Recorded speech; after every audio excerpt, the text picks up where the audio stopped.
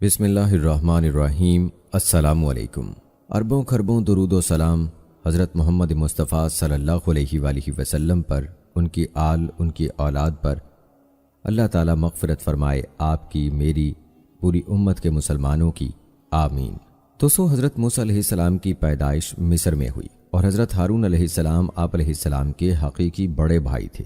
حضرت موسیٰ علیہ السلام کی دعا کی بدولت اللہ تعالیٰ نے انہیں بھی نبوت عطا فرمائی اور حضرت موسیٰ علیہ السلام کا مددگار بنایا۔ اللہ تبارک و تعالیٰ نے حضرت موسیٰ علیہ السلام کی حیات طیبہ کے واقعات قرآن مجید کی مختلف صورتوں میں بیان فرمائے ہیں، کہیں تفصیل سے اور کہیں اختصار کے ساتھ۔ دوستو، آپ کو بتاتے چلیں کہ حضرت موسیٰ علیہ السلام کا اسم مبارک قرآن پاک میں 128 بار آیا ہے، اور آپ علیہ السلام ان انبیاء میں سے ہیں جن کا تذکرہ قرآن پاک میں بہت زیادہ ہوا ہے۔ یہی وجہ ہے کہ حضرت موسیٰ علیہ السلام کی زندگی کے حالات و واقعات باقی انبیاء سے زیادہ تفصیل سے ملتے ہیں۔ آج کی ویڈیو میں ہم آپ کو بتائیں گے کہ فرعون اور اس کی قوم کو اللہ نے کیسے غرق فرمایا، اور اس کے بعد بنی اسرائیلیوں نے حضرت موسیٰ علیہ السلام کے ساتھ کیا برتاؤ کیا، یہ بھی بتائیں گے، اور سامری کا واقعہ کیا تھا اس حوالے سے بھی آپ کو بتایا جائے گا، بلکہ حضرت موسیٰ علیہ السلام کی وفات تک کے حالات و واقعات پر ہم تفصیلی بات کریں گے۔ ویڈیو نہایت اہم ہونے کے ساتھ ساتھ دلچسپ بھی ہے، لہٰذا آپ نے ویڈیو کو سکپ نہیں کرنا۔ دوستو، یہ 1520 قبل مسیح کی بات ہے۔ مصر پر فرعون بادشاہ منفتح ثانی کی حکومت تھی۔ بعض نے اس کا نام منفتح بھی لکھا ہے، اور وہ والد رمیسس کے بڑھاپے کی وجہ سے عملاً حکمران بنا ہوا تھا۔ خدائی کا دعوے دار یہ بادشاہ بڑا ظالم و جابر تھا۔ اس نے بنی اسرائیل کو اپنا غلام بنا رکھا تھا، حالانکہ وہ حضرت یوسف علیہ السلام کے زمانے سے وہاں رہائش پذیر تھے۔ حضرت یوسف علیہ السلام نے اپنے والد حضرت یعقوب علیہ السلام اور اپنے بھائیوں کے لیے ایک قطعہ زمین اس وقت کے فرعون بادشاہ ریان بن ولید سے حاصل کیا تھا۔ حضرت یعقوب علیہ السلام کی یہی نسل بنی اسرائیل کہلائی، جو مصر میں خوب پھلی پھولی۔ یہ لوگ حضرت یعقوب علیہ السلام کے دین کے پیروکار تھے، چنانچہ اس وقت اللہ کے نزدیک یہ سب سے بہتر جماعت تھی۔ انہوں نے فرعون کو سجدہ کرنے اور اسے اپنا رب ماننے سے انکار کر دیا تھا۔ اسی وجہ سے بادشاہ اور اس کے حواری ان پر ظلم و ستم کے پہاڑ ڈھاتے اور ان سے گھٹیا کام کرواتے۔ یاد رہے، فرعون کسی خاص شخص کا نام نہیں بلکہ مصر کے بادشاہوں کا لقب تھا۔ تاریخی حقائق کے مطابق 31 فرعون خاندانوں نے مصر پر یکے بعد دیگرے حکومت کی۔ سب سے آخری خاندان نے 332 قبل مسیح میں سکندر اعظم کے ہاتھوں شکست کھائی۔ دوستو، یہ تھا مختصر تعارف حضرت موسیٰ علیہ السلام کے زمانے کا۔ جہاں تک بات ہے آپ علیہ السلام کے نام و نسب کی، تو حضرت موسیٰ علیہ السلام کا نام اور نسب مبارک یوں بتایا جاتا ہے: موسیٰ بن عمران بن قاہس بن آزر بن یعقوب بن اسحاق بن ابراہیم علیہ السلام۔ دوستو، حضرت موسیٰ علیہ السلام کی پیدائش کا واقعہ بڑا دلچسپ اور ایمان افروز ہے۔ حضرت ابن عباس رضی اللہ تعالیٰ عنہ اور حضرت ابن مسعود رضی اللہ تعالیٰ عنہ سے مروی ہے کہ فرعون نے خواب دیکھا تھا کہ گویا ایک آگ بیت المقدس کی طرف سے چلی آ رہی ہے، اور اس نے مصر کے گھروں اور تمام قبطیوں یعنی بنی اسرائیل کے مخالف فرعونیوں کے گروہ کو جلا ڈالا، لیکن بنی اسرائیل کو آنچ تک نہ آئی۔ فرعون نے بیدار ہونے کے بعد اپنے ملک کے تمام کاہنوں، نجومیوں، جادوگروں اور دیگر ماہرین کو جمع کیا اور سب سے اس خواب کی تعبیر معلوم کی، جس پر انہوں نے جواب دیا: بنی اسرائیل میں ایک بچہ پیدا ہوگا اور اس کے ہاتھوں اہل مصر کی ہلاکت ہوگی۔ نیز بنی اسرائیل کے ہاں بھی شروع ہی سے یہ بات مشہور تھی کہ انہی میں ایک بچہ پیدا ہوگا جو بڑا ہو کر فرعون کا تختہ الٹے گا، اور بنی اسرائیل کے پاس مصر کی باغ ڈور آئے گی۔ یہ خبر فرعون مصر کو بھی اس کے درباریوں نے پہنچا دی تھی، لہٰذا اس خواب کے بعد وہ مزید فکر مند ہو گیا اور اس نے حکم جاری کر دیا کہ بنی اسرائیل میں پیدا ہونے والے تمام لڑکے قتل کر دیے جائیں۔ اس حکم کے بعد فرعون کے حواریوں اور اس کی سپاہ نے ہر ممکن اقدام اٹھا لیا کہ کوئی نومولود لڑکا زندہ نہ بچ پائے، لیکن اللہ کے فیصلے اٹل ہوتے ہیں۔ دیکھتے ہی دیکھتے بنی اسرائیل کے ہزاروں نومولود بچے ذبح کر دیے گئے۔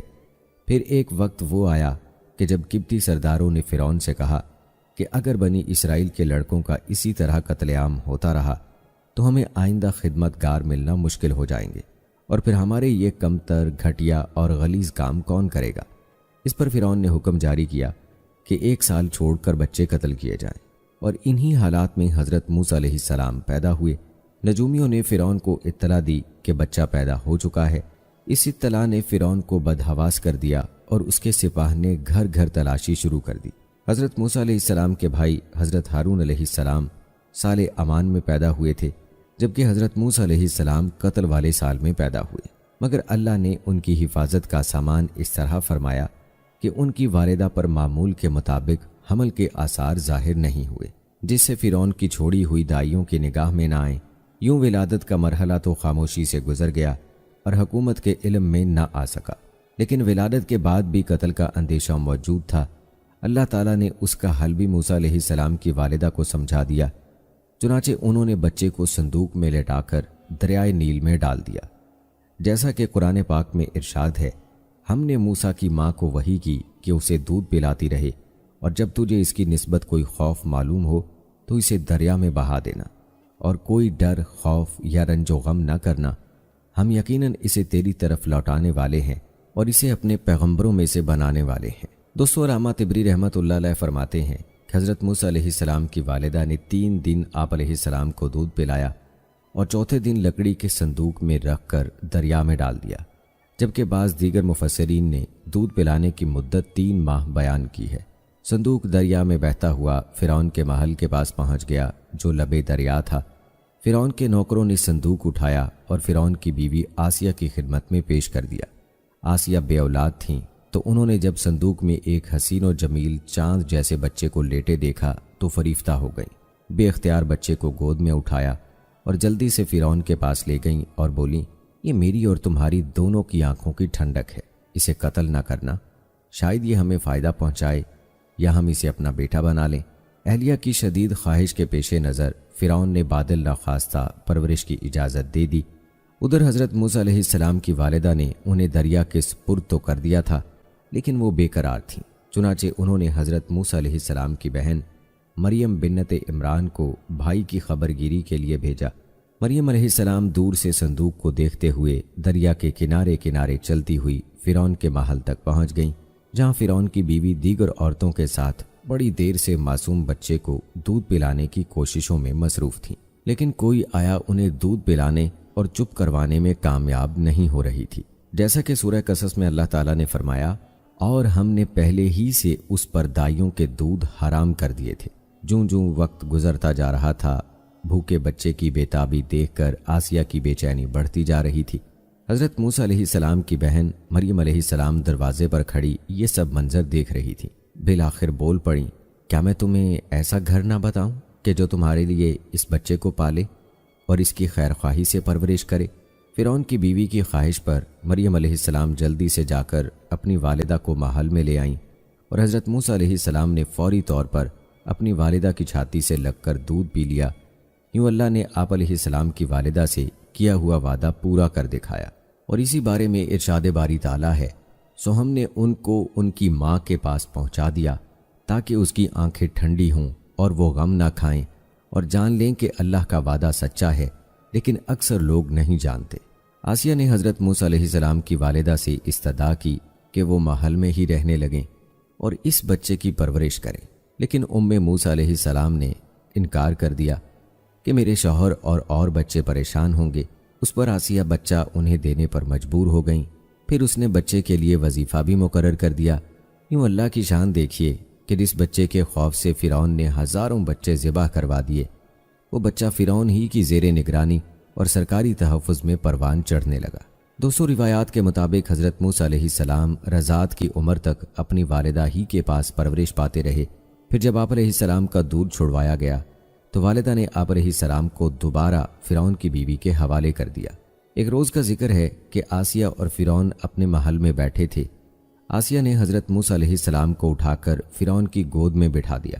حضرت موسیٰ علیہ السلام نے فرعون کی گود میں بیٹھتے ہی اس کی داڑھی پکڑ لی اور پھر اس کے منہ پر تمانچہ رسید کر دیا۔ بعض روایات میں ہے کہ اس کے ہاتھ میں ایک چھڑی تھی جس سے وہ کھیل رہے تھے، وہ فرعون کے سر پر دے ماری۔ فرعون غصے میں آگ بگولا ہو گیا۔ وہ کاہنوں کی بچہ پیدا ہونے کی پیشگوئی پر پہلے ہی بڑا فکر مند تھا۔ کہنے لگا، مجھے لگتا ہے کہ یہی وہ بچہ ہے، اور اس نے بچے کو قتل کرنے کا حکم دے دیا۔ آسیہ یہ دیکھ کر سخت پریشان ہو گئیں اور بولیں، یہ معصوم بچہ ہے، اسے کسی چیز کی عقل نہیں ہے، اس نے ایسا نادانی میں کیا ہے۔ بادشاہ سخت غصے میں تھا اور اسے بچے سے خوف آنے لگا تھا، بولا میں اسے قتل کر کے رہوں گا۔ آسیہ نے کہا اچھا آپ ذرا توقف کریں، آپ ذرا ٹھہریں، اس کا امتحان لے لیتے ہیں، ابھی معلوم ہو جائے گا کہ اس نے یہ حرکت نادانی میں کی ہے یا جان بوجھ کر۔ یہ کہہ کر انہوں نے 2 تشت منگوائے، آپ انہیں طباق کہہ سکتے ہیں، ایک میں دہکتے انگارے اور دوسرے میں سرخ یاقوت۔ پھر فرعون سے بولی دیکھیں اگر اس بچے میں عقل ہوئی تو یاقوت اٹھائے گا ورنہ انگاروں کی طرف ہاتھ بڑھائے گا۔ دونوں تشت حضرت موسیٰ علیہ السلام کے سامنے رکھ دیے گئے۔ آپ علیہ السلام نے یاقوت کی جانب ہاتھ بڑھائے، لیکن حضرت جبرائیل علیہ السلام نے فوراً ان کے ہاتھ کو انگاروں کی طرف بڑھا دیا۔ آپ علیہ السلام نے ایک انگارہ اٹھا کر منہ میں رکھ لیا، جس سے زبان جل گئی اور آپ علیہ السلام رونے لگے۔ فرعون نے جب یہ دیکھا تو خاموش ہو گیا اور اپنا فیصلہ تبدیل کر دیا۔ دوستو کہتے ہیں کہ زبان کے جل جانے ہی کی وجہ سے حضرت موسیٰ علیہ السلام کی زبان میں لکنت پیدا ہو گئی تھی۔ البتہ اللہ تعالیٰ نے حضرت موسیٰ علیہ السلام کو زندہ رکھنا تھا اور آپ علیہ السلام فرعون کے گھر میں بڑے ہوئے۔ دوستو قرآن پاک میں حضرت موسیٰ علیہ السلام کے ہاتھوں قبطی کے قتل کا ذکر موجود ہے، جیسا کہ قرآن پاک کی سورہ قصص میں اللہ تعالیٰ نے فرمایا اور جب موسیٰ علیہ السلام جوانی کو پہنچے اور بھرپور جوان ہو گئے تو ہم نے ان کو حکمت اور علم عنایت کیا اور ہم نیکوکاروں کو ایسا ہی بدلہ دیا کرتے ہیں۔ حضرت موسیٰ علیہ السلام شاہی محل میں آسیہ کی زیر نگرانی پرورش پاتے ہوئے جوان ہو گئے۔ آپ علیہ السلام نہایت خوبصورت، طاقتور، سمجھدار اور دانا انسان تھے اور مصر میں فرعون کے لے پالک بیٹے کے طور پر مشہور تھے۔ اسی وجہ سے ان کا رعب و دبدبہ بھی بہت تھا۔ حضرت موسیٰ علیہ السلام کو اس بات کا علم تھا کہ وہ قبطی نہیں بلکہ اسرائیلی ہیں، لہٰذا جب فرعون اس کے حواریوں اور سپاہ کی جانب سے اسرائیلیوں پر ظلم ڈھائے جاتے تو آپ علیہ السلام کو بے حد دکھ ہوتا۔ اکثر اس ظلم کے خلاف آواز بھی بلند کرتے اور بے قصور اسرائیلیوں کی بھی مدد کرتے۔ روایات میں آتا ہے کہ ایک دن حضرت موسیٰ علیہ السلام محل سے نکل کر شہر کا گشت کر رہے تھے۔ آپ علیہ السلام نے دیکھا کہ ایک قبطی کسی اسرائیلی کو بری طرح سے زد و کوب کر رہا ہے۔ یہ منظر دیکھ کر آپ علیہ السلام رک گئے۔ اسرائیلی نے جب آپ علیہ السلام کو دیکھا تو مدد کے لیے پکار اٹھا۔ حضرت موسیٰ علیہ السلام دونوں کے قریب گئے اور قبطی کو روکنے کی کوشش کی، لیکن وہ ظلم سے باز نہ آیا۔ آپ علیہ السلام کافی دیر تک اسرائیلی کو چھڑوانے کی کوشش کرتے رہے، لیکن قبطی کسی طور پر اسے چھوڑنے کے لیے تیار نہ تھا۔ آخر کار آپ علیہ السلام سے ضبط نہ ہو سکا اور اسے ایک مکہ رسید کر دیا، جس سے وہ مر گیا۔ حالانکہ آپ علیہ السلام کی نیت اسے مارنے کی نہ تھی۔ قبطی کے قتل کی خبر فرعون سمیت پورے مصر میں پھیل چکی تھی، لیکن کسی کو قاتل کا پتہ نہ تھا اور سپاہ قاتل کی تلاش میں سرگرداں تھی۔ دوسرے دن حضرت موسیٰ علیہ السلام پھر گشت پر نکلے۔ خیال تھا کہ قبطی کے قتل کے رد عمل کا اندازہ ہو سکے۔ ابھی کچھ ہی دور گئے تھے کہ دیکھا وہی اسرائیلی کسی دوسرے قبطی سے جھگڑا کر رہا ہے۔ اس نے جب حضرت موسیٰ علیہ السلام کو دیکھا تو پھر مدد کے لیے پکارا۔ آپ علیہ السلام نے فرمایا بے شک تو ہی صریح گمراہ شخص ہے، اور پھر وہ قبطی کو چھڑوانے کے لیے آگے بڑھے۔ اسرائیلی نے سمجھا کہ یہ مجھ پر غصہ کر رہے ہیں اور آج مجھے مار ڈالیں گے، تو وہ فوراً چلا اٹھا، اے موسیٰ، جس طرح تم نے کل ایک قبطی کو مارا تھا آج مجھے قتل کرنا چاہتے ہو۔ قبطی نے جب یہ سنا تو فوراً فرعون کو خبر بھجوا دی اور فرعون نے حضرت موسیٰ علیہ السلام کی گرفتاری کا حکم دے دیا۔ دوستو یوں فرعون کے حواریوں کو حضرت موسیٰ علیہ السلام کے ہاتھوں قبطی کے قتل کا علم ہوا، تو انہوں نے آپ علیہ السلام کے قتل کا فیصلہ کر لیا۔ تاہم وہاں موجود آپ علیہ السلام کے ایک ہمدرد نے آ کر آپ علیہ السلام کو اس کی اطلاع کر دی، جیسا کہ قرآن پاک کی صورت میں اللہ تعالیٰ نے ارشاد فرمایا، اور ایک شخص شہر کی پرلی طرف سے دوڑتا ہوا آیا اور بولا، موسیٰ علیہ السلام، شہر کے رئیس تمہارے قتل کا مشورہ کر رہے ہیں، بس تم جلدی سے یہاں سے نکل جاؤ، میں تمہارا خیر خواہ ہوں۔ حضرت موسیٰ علیہ السلام وہاں سے نکل کھڑے ہوئے، کہنے لگے، اے پروردگار، مجھے ظالموں کے گروہ سے بچا لے۔ کہتے ہیں کہ حضرت موسیٰ علیہ السلام کو کوئی علم نہ تھا کہ کہاں جانا ہے، کیونکہ مصر چھوڑنے کا یہ حادثہ بالکل اچانک پیش آیا تھا۔ چنانچہ اللہ تعالیٰ نے ایک فرشتے کو گھوڑے پر بھیجا جس نے راستے کی نشاندہی کی۔ روایات میں آتا ہے کہ آپ علیہ السلام کئی روز کی مسافت طے کر کے ارض مدین پہنچے اور شہر کے کنارے ایک کنویں کے قریب درخت کے سائے میں بیٹھ گئے۔ اس وقت کنویں پر جانوروں کو پانی پلانے والوں کی بھیڑ تھی۔ آپ علیہ السلام نے دیکھا کہ درخت کے پاس 2 لڑکیاں بہت دیر سے اپنے جانوروں کے لیے کھڑی ہیں اور ان کی باری نہیں آتی۔ حضرت موسیٰ علیہ السلام کے پوچھنے پر انہوں نے بتایا کہ ہمارے گھر کوئی جوان نہیں ہے، والد بہت ضعیف ہیں، جب سب لوگ اپنے جانوروں کو پانی پلا کر چلے جائیں گے تو پھر ہم اپنے جانوروں کو پانی پلائیں گی۔ حضرت موسیٰ علیہ السلام یہ سن کر کھڑے ہو گئے۔ آپ علیہ السلام جوان بھی تھے اور طاقتور بھی۔ آپ علیہ السلام نے لڑکیوں کے مویشیوں کو پکڑا اور لوگوں کے بیچ میں سے راستہ بناتے ہوئے کنویں تک پہنچ گئے۔ کنویں سے پانی نکال کر سب مویشیوں کو سیر ہو کر پلایا اور واپس آ گئے۔ لڑکیوں نے آپ علیہ السلام کا شکریہ ادا کیا اور گھر کی طرف چلی گئیں۔ مفسرین نے لکھا ہے کہ وہ حضرت شعیب علیہ السلام کی صاحبزادیاں تھیں۔ جب وہ وقت سے پہلے گھر پہنچ گئیں تو حضرت شعیب علیہ السلام کو تعجب ہوا اور جلد آنے کی وجہ دریافت کی، جس پر لڑکیوں نے پورا واقعہ بتایا۔ حضرت شعیب علیہ السلام خوش ہوئے اور فرمایا، جاؤ اور اللہ کے اس نیک اجنبی بندے کو میرے پاس لے آؤ۔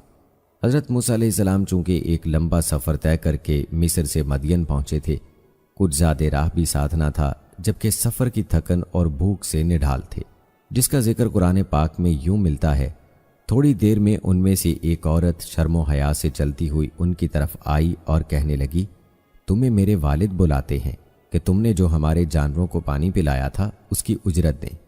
جب وہ ان یعنی حضرت شعیب علیہ السلام کے پاس آئے اور ان سے اپنا سارا حال بیان کیا تو انہوں نے کہا، اب کچھ خوف نہ کرو، تم نے ظالم قوم سے نجات پا لی ہے۔ ایک لڑکی بولی، ابا جان، ان کو نوکر رکھ لیجئے، کیونکہ بہتر نوکر جو آپ رکھیں گے وہ ہے جو توانا اور امانت دار ہو۔ انہوں نے موسیٰ علیہ السلام سے کہا، میں چاہتا ہوں کہ اپنی 2 بیٹیوں میں سے ایک کو تم سے بیاہ دوں، اس شرط پر کہ تم 8 برس میری خدمت کرو، اور اگر 10 سال پورے کر دو تو وہ تمہاری طرف سے احسان ہے، اور میں تم پر تکلیف ڈالنا نہیں چاہتا، تم مجھے انشاءاللہ نیک لوگوں میں پاؤ گے۔ حضرت موسیٰ علیہ السلام نے اس شرط کو منظور کر لیا۔ قصہ مختصر، آپ علیہ السلام کا حضرت شعیب علیہ السلام کی ایک صاحبزادی سے نکاح ہو گیا۔ جب 10 سال مکمل ہو گئے تو آپ علیہ السلام نے اپنی والدہ اور بہن بھائیوں سے ملنے کے لیے مصر جانے کا قصد کیا اور حضرت شعیب علیہ السلام سے رخصت چاہی۔ حضرت شعیب علیہ السلام نے اپنی صاحبزادی کے ساتھ کچھ مال مویشی اور زادے راہ دے کر رخصت کیا۔ راستے میں ملک شام کے بادشاہوں سے خطرہ تھا، اس لیے عام راستہ چھوڑ کر غیر معروف راستہ اختیار کیا۔ سردی کا موسم تھا اور اہلیہ کے ہاں ولادت قریب تھی، پھر یہ کہ راستے سے بھٹک کر طور پہاڑ کی مغربی اور داہنی سمت جا نکلے۔ اندھیری رات تھی اور برفانی سردی، اس حال میں اہلیہ کو درد ذہ شروع ہو گیا۔ حضرت موسیٰ علیہ السلام نے سردی سے بچاؤ کے لیے پتھر سے آگ جلانا چاہی، لیکن پتھروں کے رگڑنے سے آگ روشن نہ ہو سکی۔ پریشانی کے عالم میں ادھر ادھر نظریں دوڑائیں تو دور کوہ طور پر آگ نظر آئی۔ اہلیہ سے فرمایا، میں نے وہاں آگ دیکھی ہے، وہاں جا کر تمہارے لیے آگ بھی لاتا ہوں، اور ممکن ہے کہ کوئی بندہ بشر بھی مل جائے جو راستہ بتا دے۔ یوں اللہ تعالیٰ کی منشا کے مطابق حضرت موسیٰ علیہ السلام طور سینا کی طرف چل دیے۔ قریب پہنچے تو ایک حیرت انگیز منظر دیکھا کہ ہرے سبز درخت کے اوپر آگ کے شعلے بھڑک رہے ہیں، مگر درخت کی کوئی شاخ جلتی ہے اور نہ کوئی پتا، دھواں ہے اور نہ تپش، جبکہ درخت کی سرسبزی اور شادابی اپنے عروج پر ہے۔ بعض روایات میں ہے کہ جب آگ ان کی طرف بڑھی تو وہ گھبرا کر پیچھے ہٹے، اور جیسے ہی واپسی کے لیے مڑے آواز آئی، اے موسیٰ، یقیناً میں ہی تمہارا پروردگار ہوں، تم اپنی جوتیاں اتار دو، تم طوا کی مقدس وادی میں ہو، میں نے تم کو منتخب کر لیا ہے، تو جو حکم دیا جائے اسے کان لگا کر سنو۔ حضرت موسیٰ علیہ السلام نے جب اللہ ذوالجلال کی آواز سنی تو مبہوت کھڑے رہ گئے۔ آپ علیہ السلام نے فوری طور پر جوتے اتار دیے۔ اللہ تعالیٰ نے آپ علیہ السلام کو شریعت کی تعلیم دی اور پھر فرمایا، اے موسیٰ، تمہارے داہنے ہاتھ میں کیا ہے؟ انہوں نے کہا کہ یہ میری لاٹھی ہے، اس سے میں ٹیک لگاتا ہوں، بکریوں کے لیے پتے جھاڑتا ہوں، اس میں میرے لیے اور بھی کئی فائدے ہیں۔ اللہ تعالیٰ نے فرمایا، موسیٰ، اسے اپنے ہاتھ سے نیچے پھینک دو۔ انہوں نے اسے پھینکا تو وہ سانپ بن کر دوڑنے لگی۔ اللہ تعالیٰ نے فرمایا، اسے پکڑ لو اور ڈرنا مت، ہم اسے بھی اس کی پہلی حالت میں لوٹا دیں گے، اور اپنا ہاتھ اپنی بغل میں ڈال لو تو وہ سفید چمکتا ہوا نکلے گا، بغیر کسی عیب اور بیماری کے۔ یہ دوسرا معجزہ ہے، یہ اس لیے کہ ہم تمہیں اپنی بڑی بڑی نشانیاں دکھانا چاہتے ہیں۔ اب تم فرعون کے پاس جاؤ، اس نے بڑی سرکشی مچا رکھی ہے۔ موسیٰ علیہ السلام نے کہا، اے میرے پروردگار، میرا سینہ کھول دے اور میرے کام کو آسان کر دے، اور میری زبان کے گرہا کھول دے تاکہ وہ میری بات سمجھ سکیں اور میرے گھر والوں میں سے ایک کو میرا وزیر یعنی مددگار مقرر فرما دے، یعنی میرے بھائی ہارون علیہ السلام کو، تو اس سے میری کمر کس دے اور اسے میرا شریک کار کر دے، تاکہ ہم دونوں بکثرت تیری تسبیح بیان کریں اور بکثرت تجھے یاد کریں۔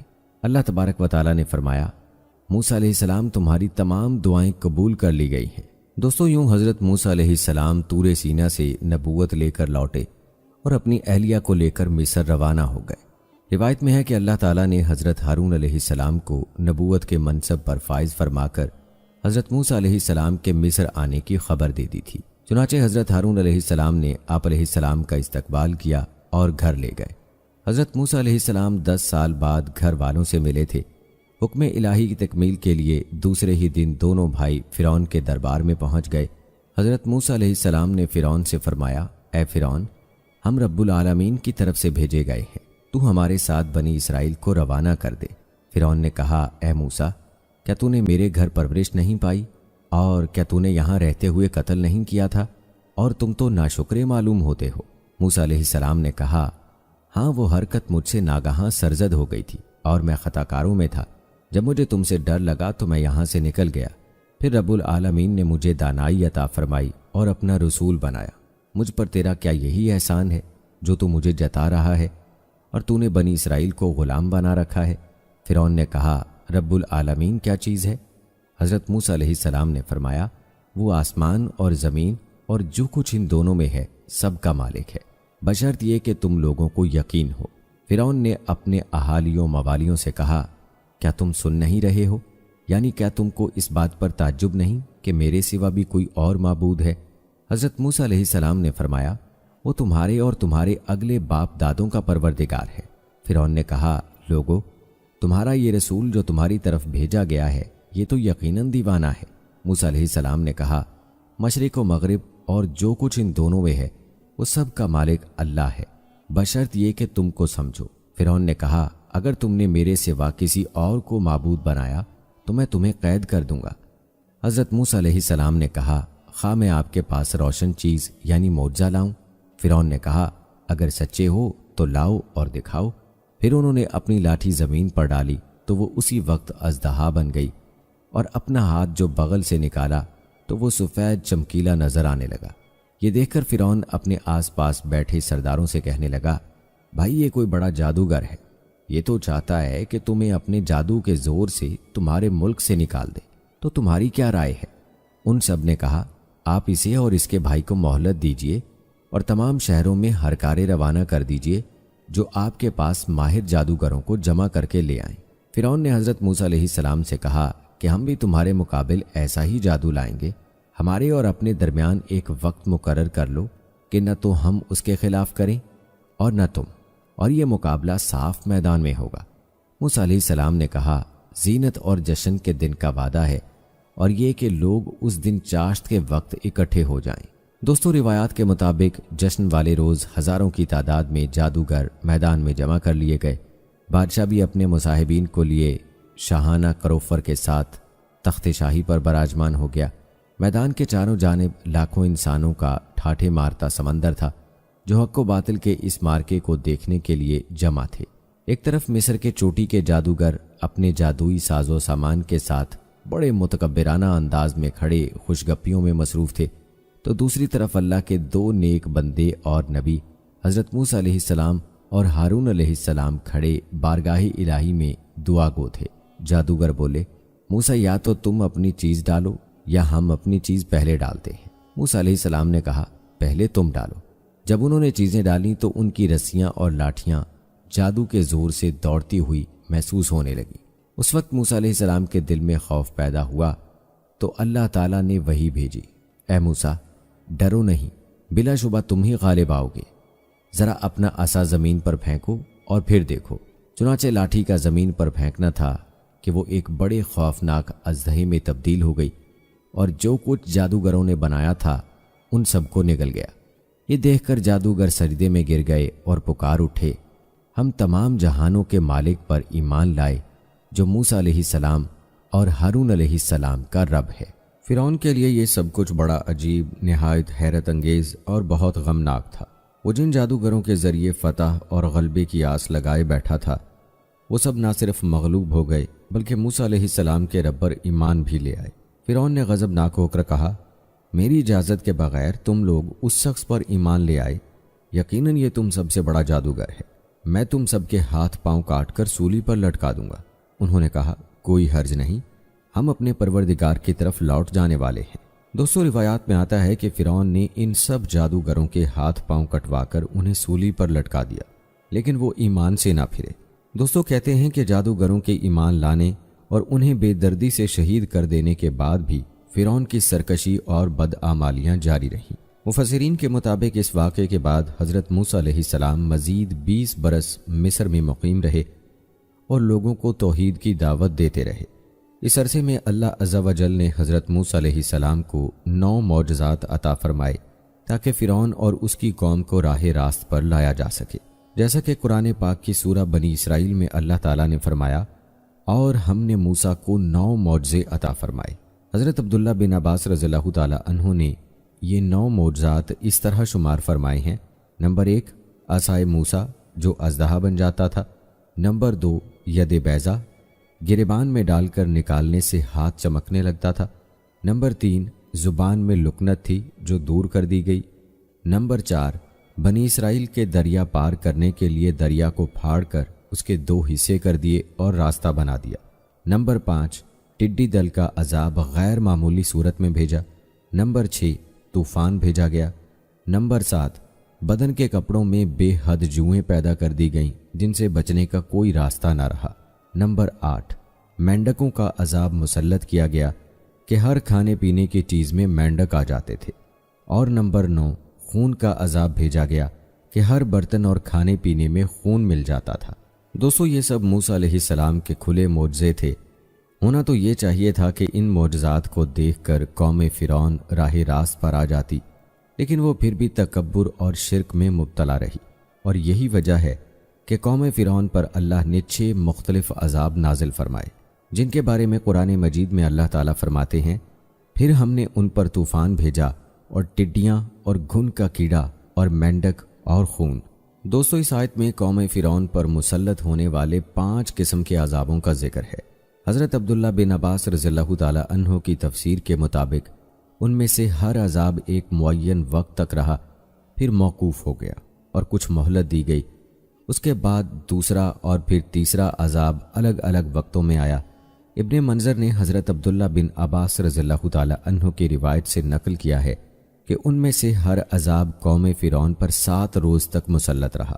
ہفتے کے دن شروع ہو کر دوسرے ہفتے کے دن رفع ہو جاتا اور پھر 3 ہفتے کی مہلت دی جاتی تھی۔ یہاں آپ کو ان عذابات کی مختصر تفصیل بتاتے ہیں۔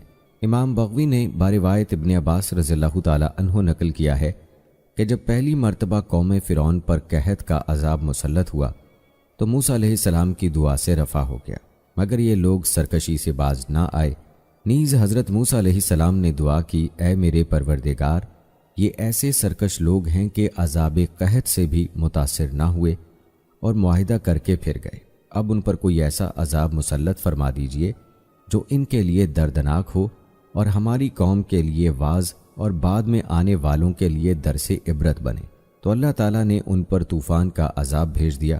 قوم فرعون کے گھروں اور زمینوں کو پانی کے طوفان نے تباہ و برباد کر دیا، جبکہ بنی اسرائیل کے مکانات اور زمینیں اس پانی کے طوفان سے محفوظ رہیں۔ اس کے بعد اللہ تعالیٰ نے قوم فرعون پر ٹڈیوں کا عذاب بھیجا۔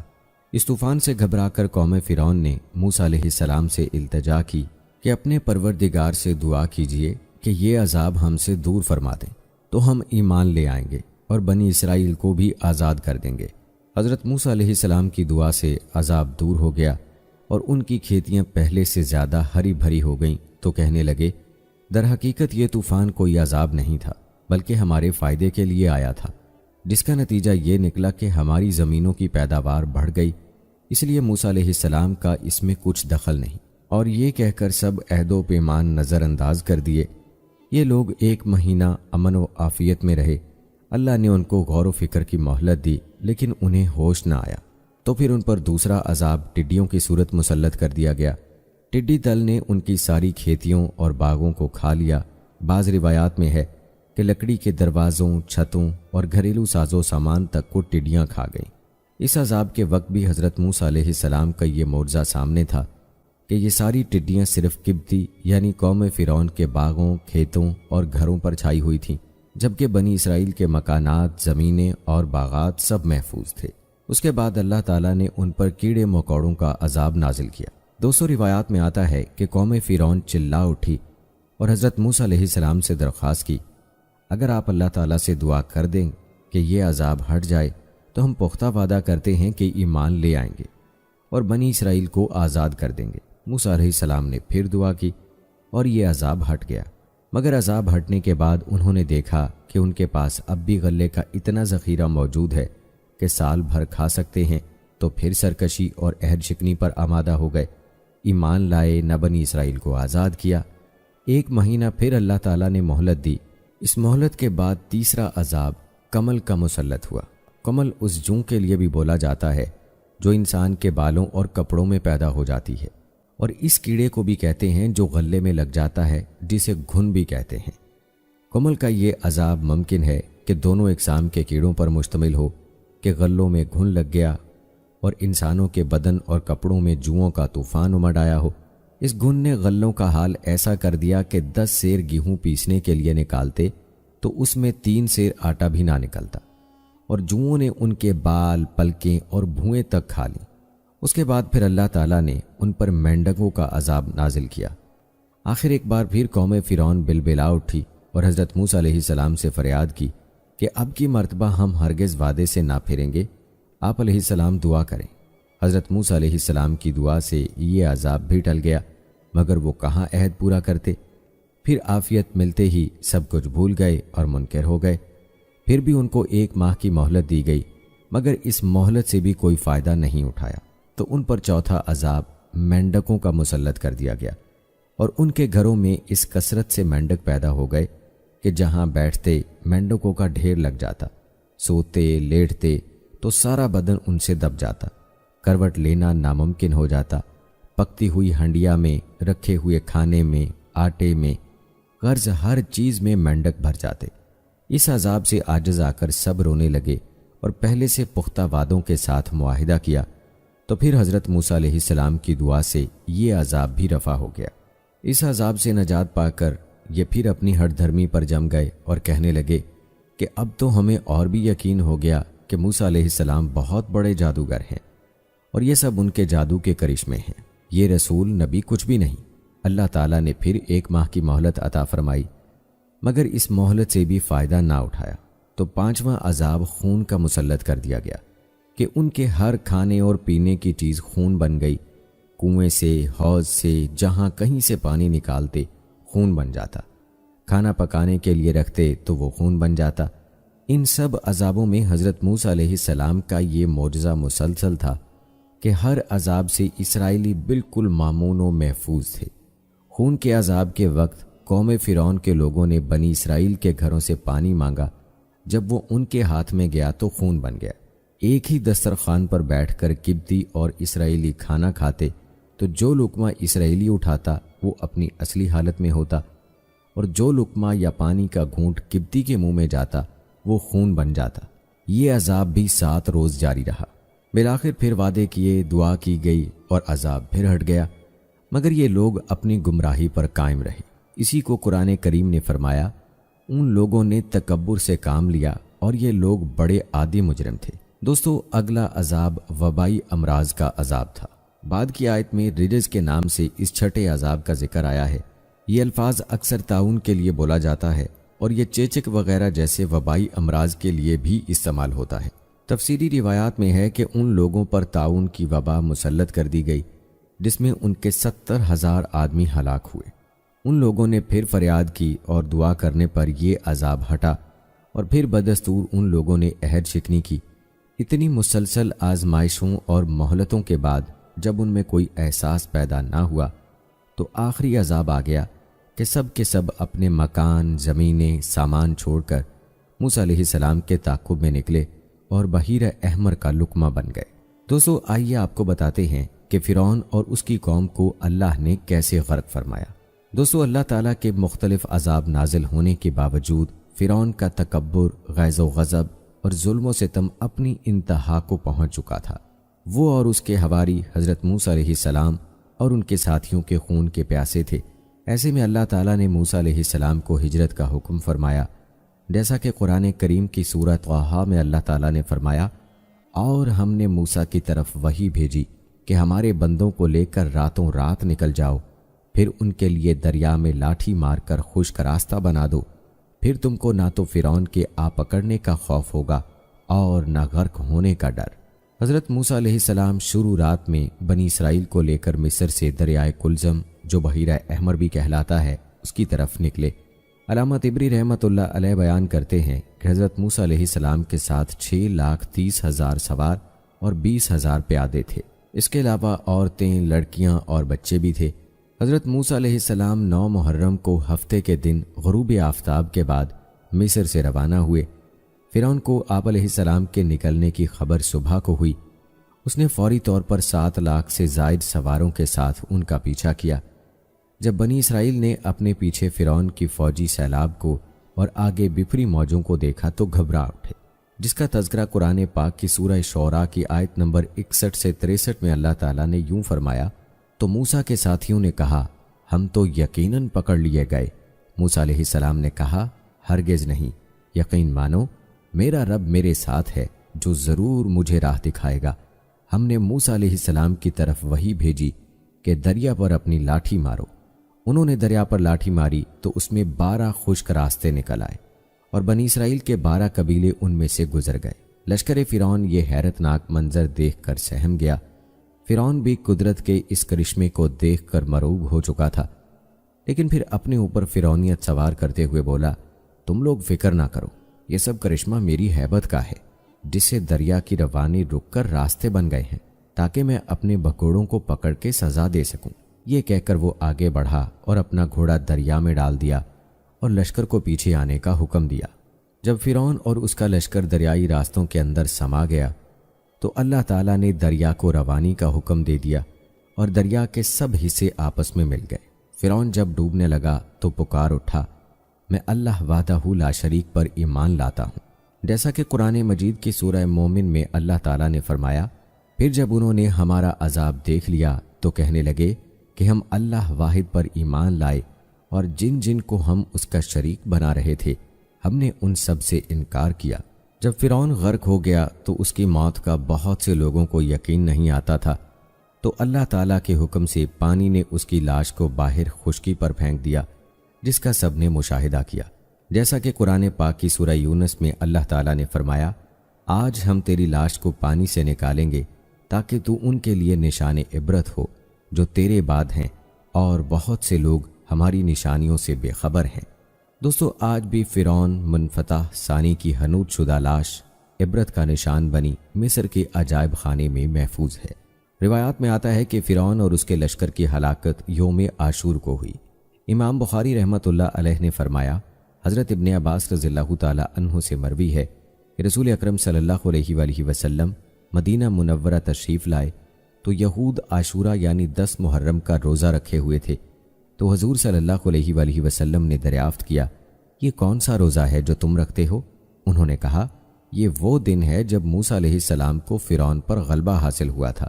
تو نبی کریم صلی اللہ علیہ وآلہ وسلم نے اپنے اصحاب سے فرمایا، تم موسیٰ علیہ السلام کے زیادہ حقدار ہو، لہٰذا تم بھی روزہ رکھو۔ دوستو، روایات میں آتا ہے کہ حضرت موسیٰ علیہ السلام فرعون کے غرق ہونے کے بعد بنی اسرائیل کے ساتھ بحیرہ احمر پار کر کے وادی سینا کی طرف چلے۔ راستے میں ایک ایسی قوم کے پاس سے گزرے جو بتوں کو پوجتی تھی۔ بنی اسرائیل نے جب یہ دیکھا تو کہنے لگے، اے موسیٰ، جیسے ان لوگوں کے معبود ہیں ہمارے لیے بھی ایسا ہی ایک معبود بنا دو۔ موسیٰ علیہ السلام نے کہا، تم بڑے ہی جاہل ہو، یہ لوگ جس کام میں لگے ہوئے ہیں یہ تباہ کیا جائے گا اور ان کا یہ کام محض بے بنیاد ہے۔ فرمایا، کیا اللہ تعالیٰ کے سوا تمہارے لیے کوئی اور معبود تلاش کروں، حالانکہ اس نے تم کو تمام جہان والوں پر فوقیت دی ہے۔ حضرت موسیٰ علیہ السلام اپنی قوم کو لے کر آگے بڑھے۔ اللہ نے بنی اسرائیل کی ہدایت و رہنمائی کے لیے حضرت موسیٰ علیہ السلام کو آسمانی کتاب دینے کا فیصلہ کیا۔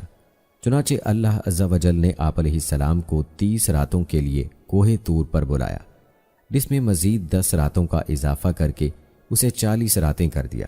حضرت موسیٰ علیہ السلام نے کوہ طور پر جانے سے قبل اپنے بھائی حضرت ہارون علیہ السلام کو اپنا جانشین مقرر کیا۔ حضرت ہارون علیہ السلام بھائی بھی تھے اور نبی بھی۔ کہا جاتا ہے کہ حضرت موسیٰ علیہ السلام وقت مقررہ پر کوہ طور پہنچے اور پروردگار سے ہم کلام ہوئے تو کہنے لگے، اے میرے پروردگار، مجھے اپنا جلوہ دکھا دیجئے، میں آپ کو ایک نظر دیکھ لوں۔ ارشاد ہوا، تم مجھ کو ہرگز نہیں دیکھ سکتے، لیکن تم اس پہاڑ کی طرف دیکھتے رہو، وہ اگر اپنی جگہ پر برقرار رہا تو تم بھی مجھے دیکھ سکو گے۔ اور جب ان کے رب نے پہاڑ پر تجلی فرمائی تو تجلی نے اس کے پرخچے اڑا دیے اور موسیٰ علیہ السلام بے ہوش ہو کر گر پڑے۔ پھر جب ہوش میں آئے تو عرض کیا، بے شک آپ کی ذات پاک ہے، میں آپ کے حضور میں توبہ کرتا ہوں اور میں سب سے پہلے آپ پر ایمان لانے والا ہوں۔ ارشاد ہوا کہ اے موسیٰ، میں نے تم کو اپنے پیغام اور اپنے کلام سے لوگوں میں ممتاز کیا ہے، تو جو میں نے تم کو عطا کیا ہے اسے پکڑ رکھو اور میرا شکر بجا لاؤ۔ اور ہم نے تورات کی تختیوں میں ان کے لیے ہر قسم کی نصیحت اور ہر چیز کی تفصیل لکھ دی۔ دوستو، روایات کے مطابق یہ حضرت موسیٰ علیہ السلام کا اللہ عز و جل سے ہم کلامی کا دوسرا واقعہ تھا۔ دوستو، روایات میں آتا ہے کہ حضرت موسیٰ علیہ السلام جب 40 راتوں کے لیے کوہ طور گئے تو پیچھے سامری نامی ایک قبطی نے، جو حضرت موسیٰ علیہ السلام کا پڑوسی تھا اور بظاہر آپ علیہ السلام پر ایمان لا کر ساتھ ہو گیا تھا، بنی اسرائیل سے سونے کے زیورات اکٹھے کر کے ایک بچھڑا تیار کیا، جس میں اس نے حضرت جبرائیل علیہ السلام کے گھوڑے کے سموں کے نیچے کی مٹی بھی شامل کر دی۔ یہ مٹی اس نے چپکے سے اس وقت لے لی تھی جب حضرت جبرائیل علیہ السلام ان لوگوں کو دریا پار کروا رہے تھے۔ یہ بچڑا جب تیار ہو گیا تو یہ کچھ بیل کی آواز نکالتا تھا، یعنی جب اس میں ہوا داخل ہو جاتی تو اس میں سے گائے یا بیل کی آواز نکلتی۔ اس آواز سے سامری نے بنی اسرائیل کو گمراہ کیا اور بولا، یہی تمہارا اصل معبود ہے۔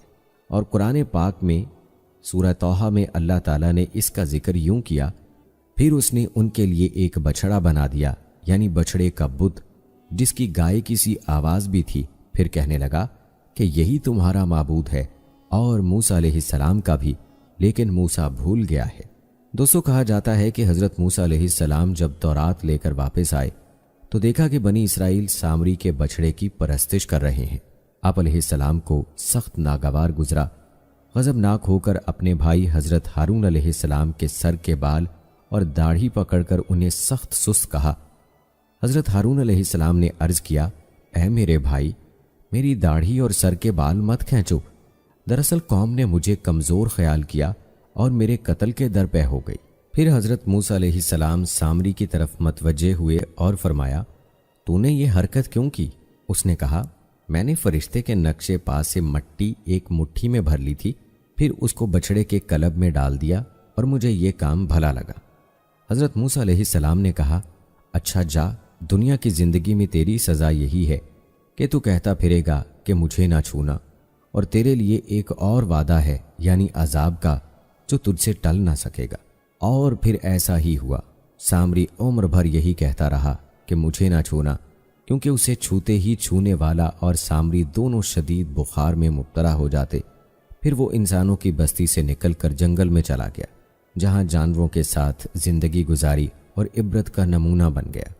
حضرت موسیٰ علیہ السلام نے اس کے بچڑے کو جلا کر دریا میں پھینک دیا۔ دوستو، روایات میں آتا ہے کہ حضرت موسیٰ علیہ السلام نے جب تورات سے درس و تدریس شروع کی تو بنی اسرائیل ایک مرتبہ پھر ہیلے بہانے کرنے لگے اور بولے، اے موسیٰ، ہم یہ کیسے یقین کر لیں کہ یہ اللہ کا کلام ہے؟ ہو سکتا ہے کہ تم نے خود ہی بنا لیا ہو۔ اس صورتحال پر حضرت موسیٰ علیہ السلام نے ایک بار پھر اللہ سے رجوع کیا۔ اللہ نے فرمایا، اے موسیٰ، اس قوم کے منتخب افراد کو لے کر کوہ طور پر آ جاؤ تاکہ ہم ان کو اپنا کلام سنا دیں اور انہیں یقین آ جائے۔ حضرت موسیٰ علیہ السلام نے ان میں سے 70 سرکردہ افراد چنے اور انہیں کوہ طور پر لے گئے، اور جب اپنے کانوں سے اللہ کا کلام سن لیا تو بولے، جب تک ہم اللہ کو خود سے نہ دیکھ لیں کیسے یقین کر لیں؟ ان کی اس ہٹ دھرمی اور سرکشی پر کوہ طور لرز اٹھا اور اوپر سے شدید بجلی کڑکی، جس کی دہشت سے یہ سب بظاہر مردہ ہو کر گر پڑے۔ حضرت موسیٰ علیہ السلام نے اللہ جل شانہ سے دعا کی، جس پر اللہ نے ان سب کو دوبارہ کھڑا کر دیا۔ پھر یہ سب گڑ گڑا کر توبہ استغفار کرنے لگے۔ اللہ نے ان کی دعا قبول کر لی۔ یہ لوگ قوم کے پاس واپس آئے اور توحید اور حضرت موسیٰ علیہ السلام کی رسالت کی گواہی دی، مگر کچھ دن ہی گزرے تھے کہ حسب عادت پھر شرک میں مبتلا ہو گئے۔ اس مرتبہ اللہ تعالیٰ نے ان کے سروں پر کوہ طور کو معلق فرما دیا، جیسا کہ سورہ بقرہ کی آیت نمبر 63 میں اللہ نے فرمایا، اور جب ہم نے تم سے وعدہ لیا اور تم پر طور پہاڑ لا کھڑا کر دیا اور حکم دیا کہ جو کتاب ہم نے تم کو دی ہے اس کو مضبوطی سے پکڑے رہو اور جو کچھ اس میں ہے اسے یاد رکھو تاکہ عذاب سے محفوظ رہو۔ بنی اسرائیل اپنے سروں پر کوہ طور کو دیکھ کر بہت زیادہ خوفزدہ ہو گئے کہ کہیں اس بڑے پہاڑ کے نیچے دب کر ختم نہ ہو جائیں۔ چنانچہ وہ سجدے میں گر کر توبہ و استغفار کرنے لگے۔ پھر حضرت موسیٰ علیہ السلام کی درخواست پر اللہ تعالیٰ نے ایک بار پھر انہیں معاف کر دیا۔ دوستو، اب بات کرتے ہیں وادی تہ میں قید کے دوران اللہ تعالیٰ کے انعامات کی جو بنی اسرائیل پر ہوئے۔ روایات میں آتا ہے کہ اللہ رب العزت نے حضرت موسیٰ علیہ السلام کو ارض مقدسہ یعنی ملک شام جانے اور اپنے باپ دادا کی سرزمین کافروں سے چھڑانے کا حکم دیا۔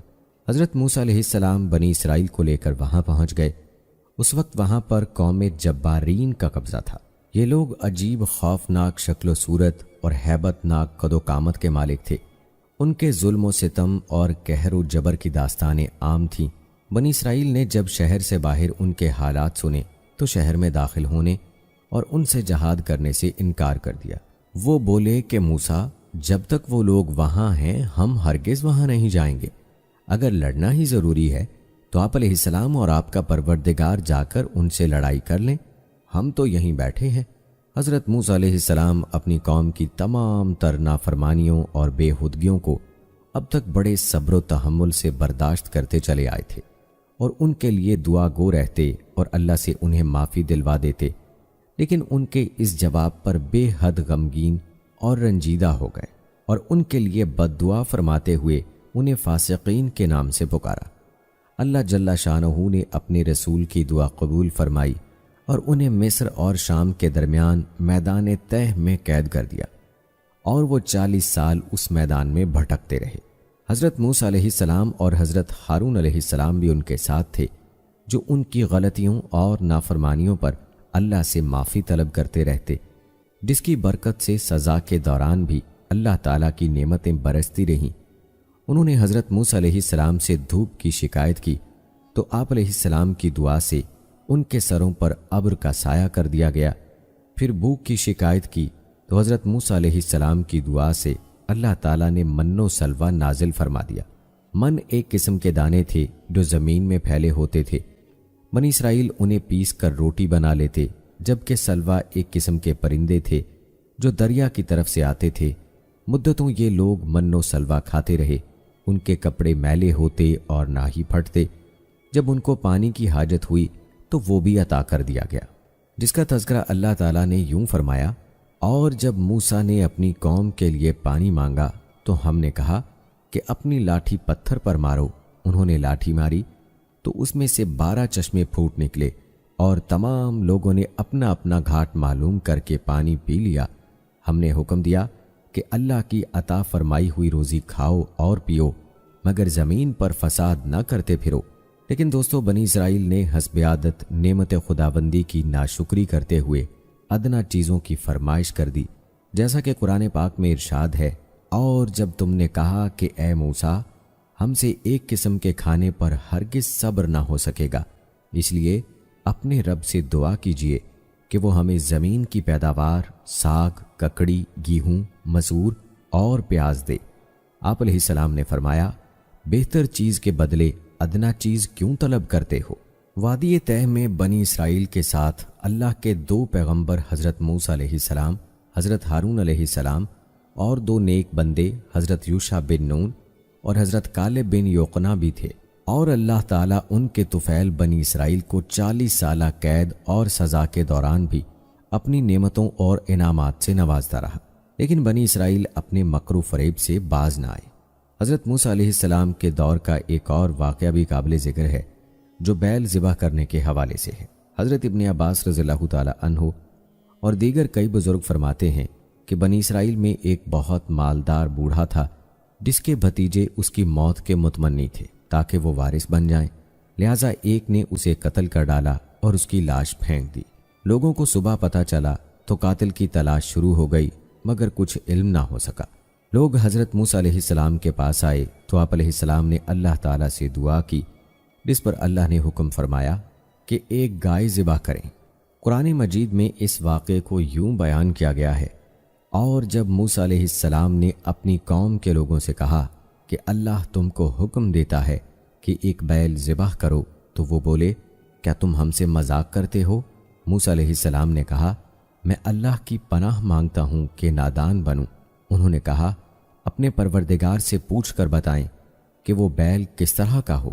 کہا پروردگار فرماتا ہے وہ بیل بوڑھا ہو اور نہ بچھڑا بلکہ ان کے درمیان یعنی جوان ہو، سو جیسا تم کو حکم دیا گیا ہے ویسا کرو۔ انہوں نے کہا اپنے پروردگار سے پوچھ کر بتائیے کہ اس کا رنگ کیسا ہو۔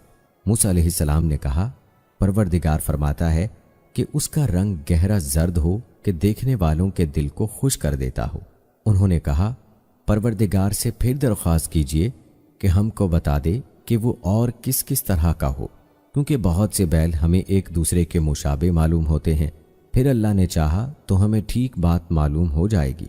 موسیٰ علیہ السلام نے کہا اللہ فرماتا ہے کہ وہ بیل کام میں لگا ہوا نہ ہو، زمین جوتتا ہو اور نہ ہی کھیتی کو پانی دیتا ہو، اس میں کسی طرح کے داغ نہ ہو۔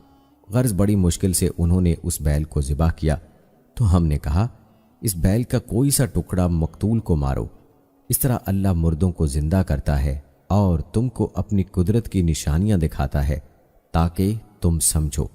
اللہ کے حکم کے مطابق گائے کے گوشت کا حصہ مقتول کے جسم سے ملایا گیا تو وہ زندہ ہو کر کھڑا ہو گیا، اس کی رگوں سے خون بہہ رہا تھا۔ پھر حضرت موسیٰ علیہ السلام نے اس سے سوال کیا کہ تجھے کس نے قتل کیا؟ اس نے جواب دیا مجھے فلاں بھتیجے نے قتل کیا۔ یہ کہہ کر وہ مر گیا اور جیسا تھا ویسا ہی ہو گیا۔ یوں اللہ تعالیٰ نے اس قوم کے کہنے پر قاتل کا پتہ انہیں بتا دیا۔ دوستو روایات میں حضرت موسیٰ علیہ السلام اور حضرت خضر علیہ السلام کا ایک تفصیلی واقعہ بھی ملتا ہے۔ ویڈیو کے لمبا ہونے کے ڈر سے یہ واقعہ بیان نہیں کیا جا رہا، یہ واقعہ ہم کسی اور ویڈیو میں آپ کے لیے بیان کریں گے انشاءاللہ۔ البتہ حضرت موسیٰ علیہ السلام اور قارون کے واقعے کا تذکرہ کرتے ہیں۔ یاد رہے کہ قرآن کریم کی 28ویں سورت سورہ قصص کی آیات 76 تا 83 میں اللہ تبارک و تعالی نے قارون کا تذکرہ فرمایا ہے۔ قارون حضرت موسیٰ علیہ السلام کے زمانے میں بنی اسرائیل کا ایک بہت امیر و کبیر لیکن نہایت متکبر، مغرور، ظالم اور حاسد شخص تھا۔ قرآن مجید کے مطابق اس کے خزانوں کی کنجیاں کئی طاقتور لوگ مل کر بمشکل اٹھا پاتے۔ حضرت عطا رحمۃ اللہ علیہ سے روایت ہے کہ اسے حضرت یوسف علیہ السلام کا ایک مدفون خزانہ مل گیا تھا۔ یحییٰ بن سلام اور سعید بن مسیب رحمۃ اللہ تعالی علیہ نے فرمایا کہ قارون سرمایہ دار تھا اور فرعون کی طرف سے بنی اسرائیل کی نگرانی پر مامور تھا۔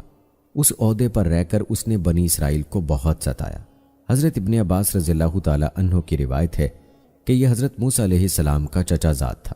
بعض روایات میں ہے کہ قارون تورات کا حافظ اور عالم تھا اور ان 70 اصحاب میں سے تھا جن کو حضرت موسیٰ علیہ السلام نے میقات کے لیے منتخب فرمایا تھا، مگر اسے اپنے علم پر ناز و غرور پیدا ہو گیا تھا اور اسے اپنا ذاتی کمال سمجھ بیٹھا تھا۔ روح المعانی میں محمد بن اسحاق رحمۃ اللہ علیہ کی روایت سے نقل کیا گیا ہے کہ قارون تورات کا حافظ تھا اور دوسرے بنی اسرائیل سے زیادہ اسے تورات یاد تھی، مگر سامری کی طرح منافق ثابت ہوا۔ اس کی منافقت کا سبب دنیا کی جاہ و عزت کی بے جا حرص تھی، اور چونکہ پورے بنی اسرائیل کی قیادت حضرت موسیٰ علیہ السلام کو حاصل تھی اور ان کے بھائی حضرت ہارون علیہ السلام ان کے وزیر اور شریک نبوت تھے، اس کو یہ حسد ہوا کہ میں بھی تو ان کی برادری کا بھائی اور قریبی رشتہ دار ہوں، میرا اس سیاست و قیادت میں کوئی حصہ کیوں نہیں؟ چنانچہ موسیٰ علیہ السلام سے اس کی شکایت کی۔ حضرت موسیٰ علیہ السلام نے فرمایا کہ یہ جو کچھ ہے اللہ تعالیٰ کی طرف سے ہے، مجھے اس میں کچھ دخل نہیں، مگر وہ اس پر مطمئن نہ ہوا اور حضرت موسیٰ علیہ السلام سے حسد کرنے لگا۔ پیارے دوستو، فرمان الہی ہے کہ ایک روز قارون بڑی آرائش، ٹھاٹھ اور شان و شوکت کے ساتھ اپنی قوم کے سامنے نکلا۔ جو لوگ دنیا کے طالب تھے کہنے لگے جیسا مال و متاع قارون کو ملا ہے کاش ایسا ہی ہمیں بھی ملے، یہ تو بڑا ہی صاحب نصیب ہے۔ لیکن جن لوگوں کو اللہ کا علم دیا گیا تھا اور جو صاحب ایمان تھے وہ کہنے لگے تم پر افسوس ہے، مومنوں اور نیکوکاروں کے لیے جو ثواب اور اجر اللہ کے ہاں تیار ہے وہ اس سے کہیں زیادہ بہتر ہے، اور وہ صرف صبر کرنے والوں کو ملے گا۔ دوستو، معلوم ہوا کہ قارون ایک بخیل شخص تھا جسے مال و دولت سے بے حد محبت تھی۔ وہ زکوٰۃ دیتا اور نہ اپنا مال غریبوں پر خرچ کرتا۔ حضرت موسیٰ علیہ السلام کی بار بار تنبیہ کے باوجود اس کا غرور و تکبر، بغض، حسد، بخیلی اور غریبوں سے نفرت روز بروز بڑھتی جا رہی تھی۔ بالآخر اللہ تعالیٰ نے اسے اس کے مال و دولت سمیت زمین میں دفن کر دیا۔ سورہ قصص میں اللہ تعالیٰ نے فرمایا، پس ہم نے قارون کو اور اس کے گھر کو زمین میں دھنسا دیا۔ یوں اللہ نے ایک امیر، کبیر، مغرور اور بخیل شخص کو رہتی دنیا تک عبرت کا نشان بنا دیا۔ دوستو، یہ تو تھے حضرت موسیٰ علیہ السلام کی زندگی کے حالات و واقعات۔ اب تذکرہ کرتے ہیں حضرت موسیٰ علیہ السلام کی وفات کا۔ یاد رہے کہ بنی اسرائیل صحرائے تہ میں 40 برس تک بھٹکتے رہے۔ اس کھلے میدان سے نکلنے کے لیے صبح سے شام تک روز سفر کرتے، لیکن شام کو اسی جگہ موجود ہوتے جہاں سے صبح چلے تھے۔ حضرت موسیٰ علیہ السلام اور حضرت ہارون علیہ السلام بھی ساتھ تھے۔ ایک دن صحرائے تہ میں حور نامی پہاڑ پر پہنچے تو حضرت ہارون علیہ السلام کا انتقال ہو گیا اور انہیں وہیں دفن کر دیا گیا۔ 120 برس کی عمر میں حضرت موسیٰ علیہ السلام کا بھی انتقال ہو گیا۔ بنی اسرائیل کے سب لوگ بھی مر کھپ گئے۔ بنی اسرائیل کی اولاد اور حضرت یوشع بن نون علیہ السلام اور حضرت کالب علیہ السلام باقی بچ گئے۔ 40 برس کی مدت پوری ہونے کے بعد اللہ کے حکم سے حضرت یوشع بن نون علیہ السلام کی قیادت میں بنی اسرائیل شام اور بیت المقدس میں داخل ہوئے۔ صحیح بخاری میں حضرت ابو ہریرہ رضی اللہ تعالی عنہ سے مروی ہے کہ ملک الموت کو حضرت موسیٰ علیہ السلام کی طرف بھیجا گیا۔ جب آپ علیہ السلام کے پاس پہنچے تو آپ علیہ السلام نے انہیں ایک تھپڑ رسید کر دیا تو ملک الموت واپس اپنے رب کے پاس پہنچے اور عرض کیا، آپ نے مجھے ایسے بندے کے پاس بھیجا جو موت کا ارادہ نہیں رکھتے۔ اللہ نے فرمایا، واپس جاؤ اور انہیں کہو کہ بیل کی پشت پر ہاتھ رکھیں تو ان کے ہاتھ کے نیچے جتنے بال آ جائیں ہر بال کے بدلے 1 سال زندگی ملے گی۔ تو حضرت موسیٰ علیہ السلام نے پوچھا، اے پروردگار، پھر کیا ہوگا؟ فرمایا، پھر موت ہے۔ حضرت موسیٰ علیہ السلام نے فرمایا، تو پھر اب ہی صحیح۔ پھر آپ علیہ السلام نے دعا فرمائی، اے اللہ، اس آخری وقت میں مجھے ارض مقدس کے قریب کر دے۔ اللہ نے آپ علیہ السلام کی دعا قبول فرمائی۔ فرشتے نے انہیں ایک عمدہ خوشبو سنگھائی اور روح قبض کر لی۔ فرشتوں نے آپ علیہ السلام کی نماز جنازہ ادا فرمائی اور دفن کیا۔ مسند احمد میں حضرت انس بن مالک رضی اللہ تعالی عنہ سے روایت ہے کہ رسول اللہ صلی اللہ علیہ وآلہ وسلم نے فرمایا، جس رات مجھے آسمانوں پر لے جایا گیا تو موسیٰ علیہ السلام کے پاس سے گزر ہوا۔ آپ علیہ السلام وہاں سرخ ٹیلے کے پاس اپنی قبر میں کھڑے نماز ادا فرما رہے تھے۔ پیارے دوستو، حضرت موسیٰ علیہ السلام کا تذکرہ معراج کی احادیث میں بھی ملتا ہے۔ مفسرین لکھتے ہیں کہ اللہ تعالیٰ نے امت محمدیہ صلی اللہ علیہ وآلہ وسلم پر دن رات میں 50 نمازیں فرض فرمائی تھیں۔ جب رسول اکرم صلی اللہ علیہ وآلہ وسلم حضرت موسیٰ علیہ السلام کے پاس سے گزرے تو انہوں نے فرمایا، واپس جائیے اور اپنی امت کے لیے نمازوں میں تخفیف کا سوال کیجیے، کیونکہ میں بنی اسرائیل کو بہت آزما چکا ہوں۔ تو حضور اکرم صلی اللہ علیہ وآلہ وسلم موسیٰ علیہ السلام اور اللہ تعالیٰ کے درمیان بار بار آتے جاتے رہے اور ہر مرتبہ نماز میں تخفیف ہوتی رہی، حتیٰ کہ دن و رات میں 5 نمازوں تک تخفیف ہو گئی، اور اللہ نے فرمایا، یہ ہیں 5 لیکن ثواب 50 ہی کا ملے گا۔ اور یوں آپ علیہ السلام کی وجہ سے نمازیں 50 سے 5 رہ گئیں۔ دوستو، یہ تھا تذکرہ حضرت موسیٰ علیہ السلام کی زندگی کے حالات و واقعات کا۔ امید کرتے ہیں کہ ہماری آج کی اس ویڈیو سے آپ کو بہت کچھ سیکھنے کو ملا ہوگا، بہت ساری غلط فہمیاں دور ہوئی ہوں گی، بہت ساری ایسی نئی باتیں آپ کو سننے کو ملی ہوں گی جو شاید آپ پہلے نہیں جانتے تھے۔ آج کی ویڈیو سے آپ نے کیا کچھ سیکھا، کیا کچھ جانا، کمنٹ باکس میں ہمیں ضرور بتائیے گا۔ اور اگر آپ نے ابھی تک ہمارا چینل سبسکرائب نہیں کیا ہے تو ابھی سبسکرائب کر لیں، ساتھ میں بیل نوٹیفیکیشن کو ضرور آن کیجیے گا تاکہ لیٹسٹ اپلوڈ ہونے والی ویڈیوز آپ تک بر وقت پہنچتی رہیں۔ ویڈیو کو لائک کریں، شیئر کریں اپنے دوستوں کے ساتھ، اور کمنٹ باکس میں اپنی رائے کا اظہار لازمی کیجیے گا۔